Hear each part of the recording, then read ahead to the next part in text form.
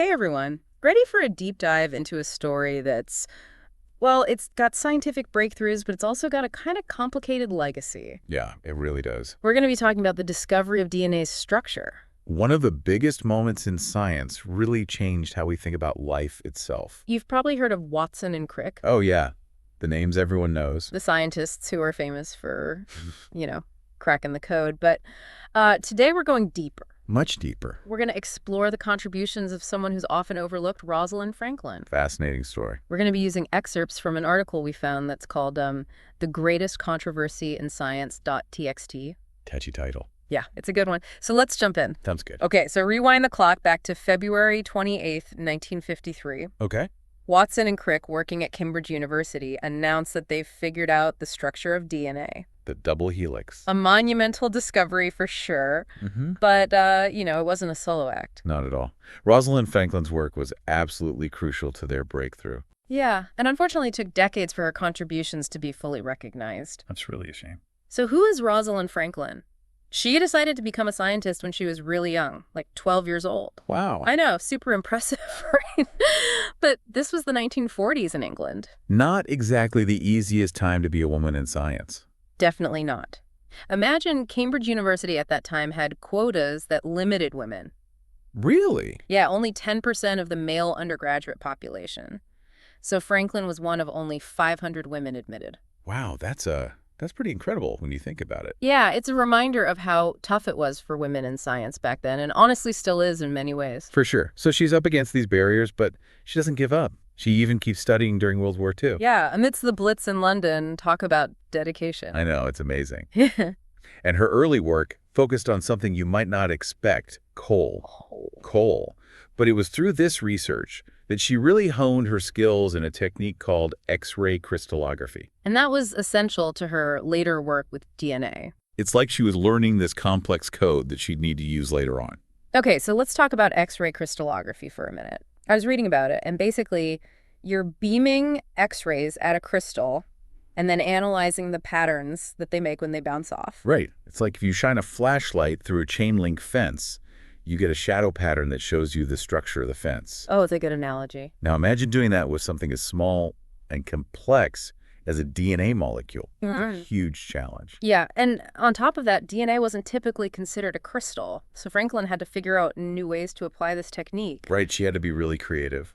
And from what I read, she was incredibly precise. Like, she spent over 100 hours exposing a single DNA strand to X-rays at a distance of just 15 millimeters. That's unbelievable. I mean, that's thinner than a human hair. I know. It's Yep. insane. Can you imagine the focus and patience that must have taken? Absolutely. And that's just a small part of how dedicated she was to her work. Yeah. And all that effort led to her producing some incredibly clear images of DNA's structure. Yeah. Including the famous photograph 51. Yeah. Have you seen that photograph? I have. What's remarkable is that X-shaped pattern that it shows. Right there in the middle. It's like a giant clue. Yeah. It pointed towards the double helix structure of DNA. But figuring that out wasn't easy. It took some serious math. Definitely. Not a simple task at all.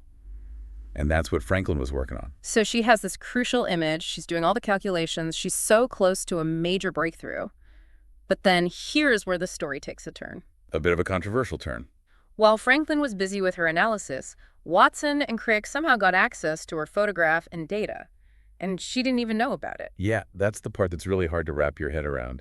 How could something like that happen? Well, it all started with a complicated relationship between Franklin and one of her colleagues at King's College, a guy named Maurice Wilkins. They didn't exactly get along. Not really. And for some reason, he decided to show photograph 51 to James Watson. And Watson immediately understood how important it was. Wait, so he just showed it to him? Just like that? Without asking Franklin? Yeah, it's pretty shocking. And it gets even more complicated because not only did they see the photograph, they also managed to get a hold of an internal report from King's College. And this report had some of Franklin's unpublished findings. Key findings that helped them understand the structure of DNA. This is where the ethical alarms start going off. This report wasn't meant for them, but it gave them a huge advantage in figuring out DNA. You're absolutely right. It raises so many questions about fairness and credit in scientific discoveries. Exactly. Like, the person who gave them that report, a guy named Max Perutz, who was a colleague of Watson and Crick, later admitted that he messed up. Really? Yeah. He said he should have gotten Franklin's permission first. Wow, so he knew it was wrong. He did. He called his actions inexperienced and casual, but the impact was undeniable. It gave Watson and Crick a huge leg up in the race to understand DNA. It's hard to imagine how Franklin must have felt when she found out about all of this. Yeah, it must have been incredibly frustrating. To have your work used like that, without your knowledge or consent. It's a story that makes you think about the human side of science, the ambitions, the competition, and the ethical dilemmas that can come up along the way. Absolutely. And it makes you wonder if things could have been different, if Franklin had gotten the recognition she deserved. Right. It's a question that still resonates today. I mean, knowing that they had access to her data without her knowing, shouldn't they have at least acknowledged her more? Yeah. You know, like in a more prominent way? Yeah, it's definitely something that's been debated a lot. Some people say that back then, the norms of collaboration in science were different. Oh, really? Yeah, they argue that sharing data, even without direct permission, was pretty common. I guess. But still, there's a difference between sharing and, basically taking someone's work. Yeah, especially when it leads to a Nobel Prize. And one of the biggest scientific discoveries ever. Exactly. I mean, the ethical standards have definitely changed since then. Yeah. Today, there's a much stronger emphasis on transparency, consent, and really giving credit where it's due. Which is how it should be. Absolutely. And I think Rosalind Franklin's story really serves as a reminder of that. A cautionary tale, that scientific progress shouldn't come at the expense of ethical conduct. It makes you think about what scientific discovery is really all about. Is it just a race to the finish line? Yeah. Is it all about competition? Or should it be more collaborative? A shared journey where everyone's contributions are valued? I think ideally it should be collaborative, but it's not always that simple. Yeah, there are always other factors at play. Right, like people's egos and ambitions and the pressure to publish. And that pressure can lead to people cutting corners. Unfortunately, it can. And I think that's why Rosalind Franklin's story is so important. It reminds us to look at the values that are driving scientific progress. To make sure we're doing things the right way. Exactly. And it encourages us to look beyond just the big names in the headlines. To really see who's behind the discoveries. And to acknowledge those who might have been overlooked or marginalized. It's really about telling the whole story. Yeah. And speaking of the whole story, it makes you wonder, what if Rosalind Franklin had gotten the support she deserved? Yeah, what if she'd been recognized for her work all along? Could she have cracked the code herself? I mean, she had the photograph. She was working on the math. She was so close. It's hard not to feel like she was robbed of something. Yeah. Robbed of the chance to make that final connection. But, there's another way to look at it. Some people say that even without Watson and Crick, Franklin would have figured it out eventually. Really? Yeah, they argue that she was so methodical, so thorough, that she would have gotten there. It just might have taken a bit longer. Right. And maybe the impact wouldn't have been as immediate, but she would have gotten the recognition she deserved. It's like a what-if scenario that you could think about forever. Definitely. And it's fascinating to consider all the ripple effects because, Watson and Crick's publication really accelerated the field of molecular biology. Absolutely. It opened up so many new areas of research. And it changed how we understand life itself. But Franklin was right there on the cusp of that same understanding. It's just tragic that she didn't get to see her work fully recognized. It is. It really emphasizes how crucial it is to acknowledge everyone who contributes to scientific breakthroughs, not just the people who get the awards. Right, regardless of their gender background or position. Exactly. And when we do that, we can learn so much about collaboration and integrity and what true scientific achievement really means. It's not about prizes and publications. It's about the pursuit of knowledge and doing it the right way. And Rosalind Franklin, despite everything she went through, she's become a symbol of those values. Yeah, her story's incredibly inspiring.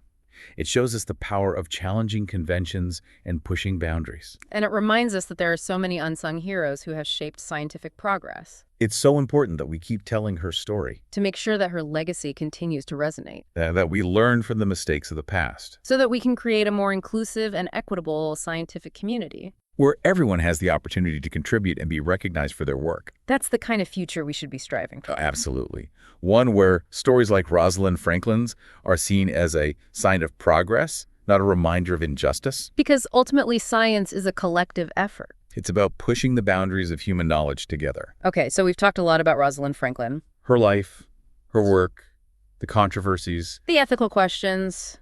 It's a lot to unpack. It really is. As we kind of wrap up our deep dive here, What do you think it all means for us now, in the present? Hmm. It's a good question. I think for me, one of the biggest takeaways is that science, even though we think of it as objective and rigorous, Right. it's still a human endeavor. Right. At the end of the day, it's full of complexities and triumphs and, sometimes injustices too. Yeah, and Rosalind Franklin's story is definitely a reminder of that. Absolutely. It makes you think about, giving credit where credit's due. Hmm. For so long, her work on DNA was minimized or just completely ignored. It's true. Yeah. And thankfully, people are starting to recognize her contributions more now. Yeah, but it's a good reminder to always question the stories we're told. Right, to look deeper. And try to find those hidden figures who've really shaped scientific progress. Exactly. Because they're out there. And what's really amazing is that even with all the obstacles she faced, Rosalind Franklin never stopped being passionate about science. She was incredible. She went on to do really important research on the structure of viruses. I know. It's like, wow, even after everything she went through, she just kept going. Her dedication is amazing. And it makes you think, what if she had lived longer? What if she'd gotten the recognition she deserved from the beginning? What could she have accomplished? I mean, it's impossible to know, but it's still a question that stays with you. Definitely.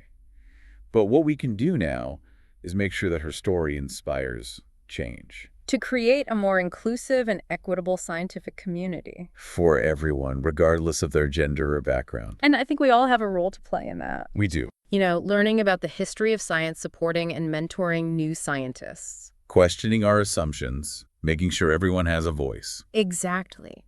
It's about creating a scientific landscape that truly honors Rosalind Franklin's legacy. And the legacies of all the other unsung heroes out there. So if you're out there listening and you're interested in science, keep Rosalind Franklin's story in mind. Let it inspire you. Remember her brilliance, her Sure. perseverance. And the ethical challenges that she faced. Let it be a guide for you as you explore the world of science. Because science at its best, it should be driven by curiosity and integrity. And maybe the next time you hear about some amazing scientific breakthrough, take a moment to think about who's behind it. Yeah, whose stories aren't being told. Whose contributions might be hidden. Because in those untold stories, in those hidden figures, That's where you'll find real inspiration. and a reminder that science is a journey we take together. That's a great way to put it. So thanks for joining us for this deep dive into the life and work of Rosalind Franklin. It was a pleasure to be here. It's a story that really makes you think about the power of perseverance, the importance of ethics, and the incredible impact that unsung heroes can have on our world. Absolutely.